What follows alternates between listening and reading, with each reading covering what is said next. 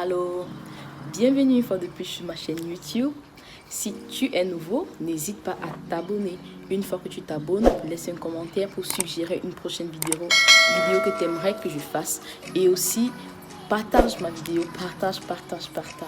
Alors aujourd'hui, comme vous en doutez bien, on va parler du coronavirus, la situation du coronavirus en Italie. Alors, si je fais cette vidéo, déjà, c'est parce que moi, habitant en Italie, j'observe comment est-ce que les choses se passent depuis déjà presque un mois dans l'Italie, particulièrement dans la ville de Bologne où je réside. Alors, je vais vous faire visiter un peu la ville et vous montrer la situation actuelle. Et vous allez voir avec moi comment est-ce que les choses se passent, comment est-ce que la ville est devenue morte, comment est-ce que les habitants se comportent face à ce virus. Alors, allons-y.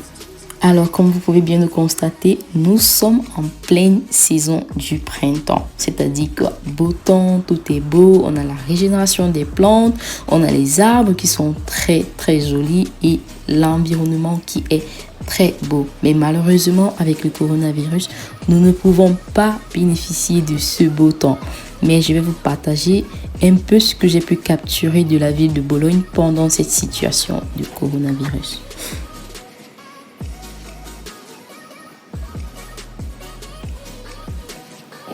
Déjà, j'ai été tellement surprise de voir à quel point les bus sont moins fréquents et à quel point les chauffeurs ont pris des dispositifs de précaution. Moi, j'aime bien parce que quand tu es dans le bus habituellement, les gens viennent parler au chauffeur, ils viennent se mettre là et ça évite tout risque de contamination.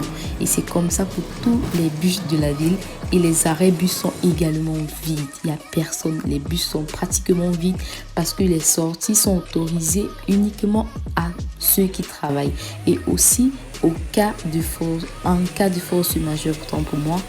Donc j'ai aussi fait un tour dans le centre-ville qui est Doetori, avec où il y a tous les magasins, il y a toutes les grandes places, il y a tous les plus beaux endroits de Bologne, tout ce qu'il faut visiter. J'y étais, mais c'était pratiquement vide. Je suis donc allée à la station de Bologne pour voir si là-bas je pouvais trouver un max de personnes. Mais à ma grande surprise, c'était également vide. C'était vraiment vide parce que la station de Bologne en temps normal n'est pas comme ça. Elle est toujours saturée de personnes. Parfois, il y a même des gens qui s'asseyent autour là parce qu'il y a déjà le wifi qui est gratuit. Et quand le wifi est gratuit, les sans-abri viennent s'asseoir pour profiter du wifi qui est gratuit. Mais à ma grande surprise, c'était pratiquement vide. Ceci pourquoi? Toujours à cause de notre tonton Korokoro qui est le Covid-19. Le Covid-19 qui est un virus très dangereux dont je vais parler dans une prochaine vidéo.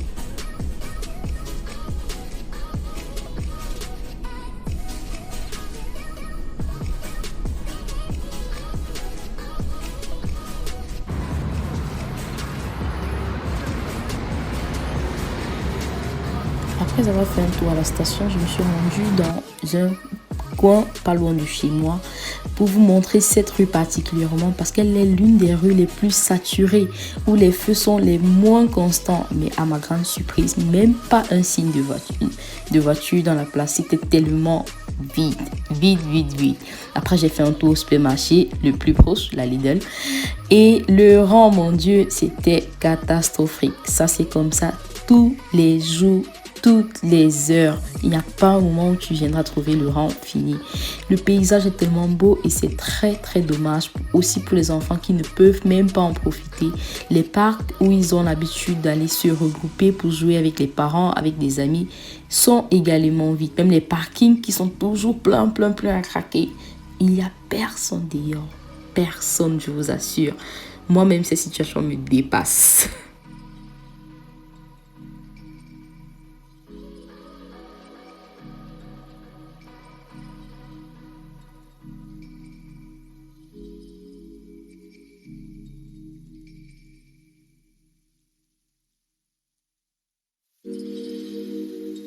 Mais quand même, je tenais vraiment à féliciter le gouvernement parce que Au début de cette pandémie, nous avions des cas tellement élevés parce que les gens étaient constamment dehors. Mais je crois qu'après ces mesures strictes, comme vous pouvez voir, même les parcs attractifs des enfants sont bloqués, ils sont barrés accès.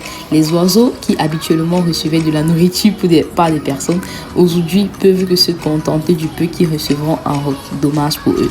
Mais sincèrement, c'est une stratégie très très bonne parce que jusqu'à présent, nous recevons des statistiques moins élevées qu'avant. Donc, Italia, forza, tutto andrà bene. Ciao!